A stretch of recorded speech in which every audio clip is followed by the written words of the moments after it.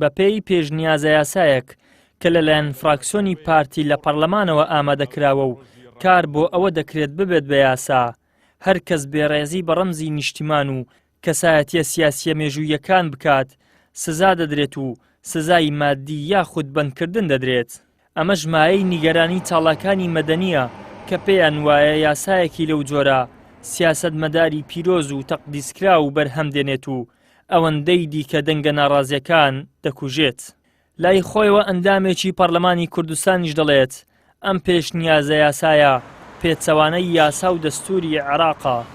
ئەم پێشنیازیانی و سەرنجی یاسایی لەسەری ئەم پێچەوانەی دەستوری عێراقیە، چونکە لە دەستوری عێراقیە مادەی یەک هاتووە کاڵە سیستەمی حکم سیستەمێکی دیموکراتیە و ئەمە پێچەوانەی بەرتەسکردنەوەی هەر ئازادیەک پێچەوانای بێ لە دیموکراسی لەگەڵ بنەماکانی دیموکراسیە نایەتوانین بە پیرۆزکردنی مەسەلەن شخص بە پیرۆزکردنی مەسەلەن هەر ڕەمزێ بێت ئەمانە لەگەڵ سیستەمی دیموکراسیە نایەتەوە و ناکرێت پێشنیازە یاسایەک بێ پێشەوانەی دەستور بێ و پێشەوانەی بنەماکانی دیموکراسی بێت و ئازادی تەسکاتەوە و بێتە پێشاتێکی مەترسیدار بۆ خەڵکی هەرێمی کوردستان. ئێمە لە بری و یاسانە توانین بۆ پێشنیازی سەر بچین، ینی بەتایبەتی هەموو فراکسیۆنەکان لە هەموو غەمی خەڵکابین نەک لەوەی کە مافی قسەکردنیش زەوت بکەین لە خەڵک. پارێزەرێکیش ئاماژە بەوە دەکات ئامانج لەم پێشنیازە یاسایە کە بکردنی دەنجی ناڕازی و کۆتایی هێنانە بە داواکردنی ماف لەلایەن هاوڵاتیانی ستەم لێکراوەوە.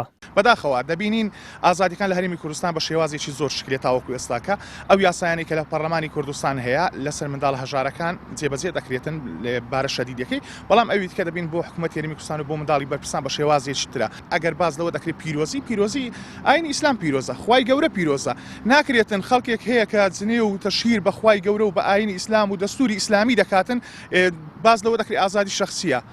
بەڵام ئەگەر بێت و کەسێک لە ناخپڕی خۆی بە بەرپرسێکی حکوومەتی هەرێمی کوردستان یاخود بە یەک لە سەرکردەکان بڵێ جاش خیانەتکار یاخود دەست دەیانوێتن زیندانی بکەن، ئەوە کۆت و بەندکردنە.